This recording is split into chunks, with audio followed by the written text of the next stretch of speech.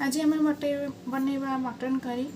एठी मु आधा किलो मटन नहीं अच्छी आपको भलसे धोई करके आदि हलदी लुण और सोरिष तेल पकईकि मैरिनेट करके रखी अच्छी प्राय घंटे कि अधा घंटे आपण आपको मैरिनेट कर रखिपारे।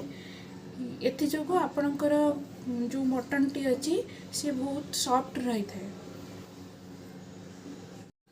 मटन बनाई मसला ये मु 2टी मीडियम पियाज को भलसे काटिकी नहीं अच्छी यहपरी भाव आप देखिपे आधा किलो मटन एठी मु रसुण गोटे सुखिला लंका आउ ये अदा नहीं अच्छी आपको आम भलसे ग्राइंडिंग करदेबा।